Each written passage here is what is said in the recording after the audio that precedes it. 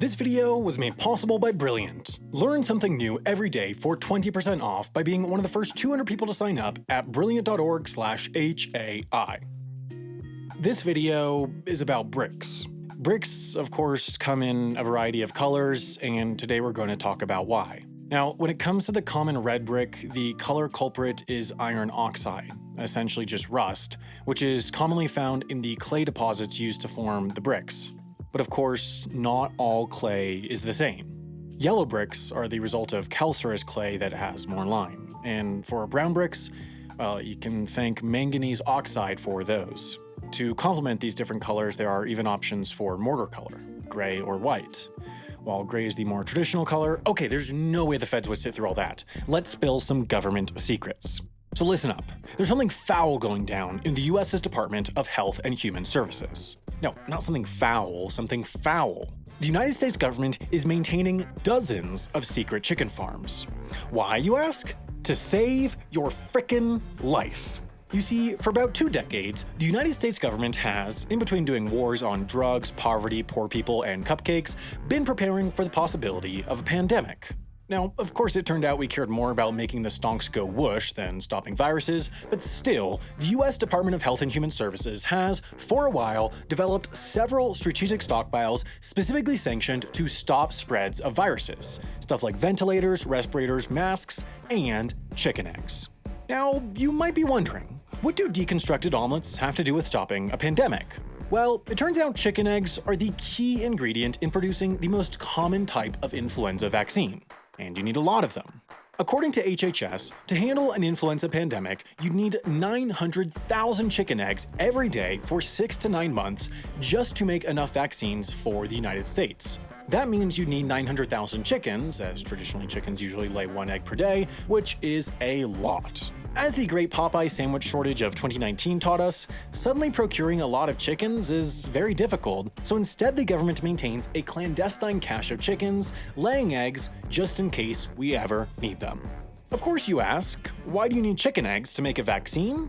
Well, that's a great question, and the answer is, sorry, I'm being told our legal team needs to run a disclaimer. Half as interesting incorporated scripts are not written by doctors, but by an unpaid staff of rotund, diminutive jungle people. For legal reasons, we cannot say what these people are called, but let's just say it rhymes with Oompa Loompas. Any complaints about mistakes should be issued to our quality control officer, Brian McManus at Real Engineering.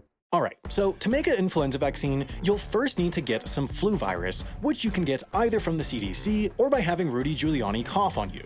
Next, you need to turn a little bit of virus into a big bit of virus, but because viruses can't reproduce on their own, you'll have to inject the virus sample into a fertilized chicken's egg, as they have cells that allow the virus to reproduce the same way it would inside a person. After 10 days of incubation, you take a needle and suck out the egg white, which is now full of virus. Now, you can either sell that virus-filled egg white to McDonald's for their famous Egg McMuffin-fluenza, or you can put it in a centrifuge to get out any bits of shell or debris, then take the virus-filled egg white, kill the virus, mix that with some other fluids, and now you've got a vaccine. Although the one I made kind of looks like meringue, and my veins are starting to feel a little funny.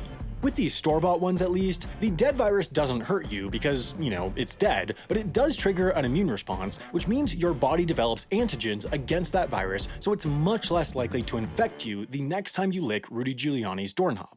The classified chicken coops that provide these eggs exist as kind of a public-private partnership between the US government and various evil, money-hungry, corrupt, benevolent, life-saving, highly ethical big pharma companies. Please, Pfizer, I've been trying to tell you I'm an influencer. I am an essential worker.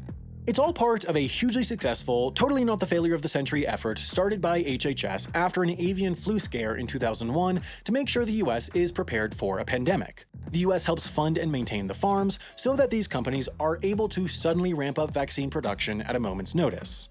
Then, all we have to do is distribute the vaccines, and how hard could that be? In 2005, the US classified the chicken barns as, quote, critical infrastructure, so there are a lot of things we don't know. How many chicken farms there are, where they are, how many chickens are in them, what the chickens' names are, who they voted for, etc. Our best information comes from a 2010 article in the flagship newspaper of 50 to 70-year-old male New Yorkers who own boats in Palm Beach and voted for Bloomberg, the Wall Street Journal, which reported that over 35 farms are involved, located in the, quote, mid-Atlantic region. Unlike the American people, protecting these chickens from disease is a top priority of the US government, so type safety protocols are enforced. Any vehicle driving on the property has its wheels disinfected, and all visitors must wear hooded jumpsuits, take a sanitizing foot bath, and be accompanied by an official at all times. In the barns, much like Amazon warehouses, artificial lighting is used to trick the chickens into working more in winter, but unlike Amazon warehouses, humidity and temperature in the barns are closely monitored, the workers' health is looked after, and they are fed. It's a tightly controlled diet of millet or corn, with special attention paid to salt levels, as salt can change the shape of eggs or the number of eggs laid. Every day, trucks come to pick up the eggs and store them in tightly guarded facilities where festive rabbits can't steal them.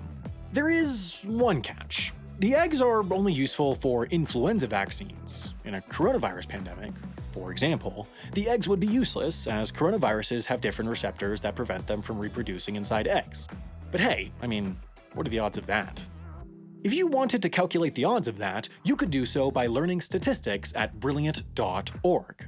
Look, if you watch these videos, I have to imagine you like learning stuff, and that's what Brilliant does best. Brilliant doesn't learn stuff, Brilliant learns you stuff. Teaches you stuff.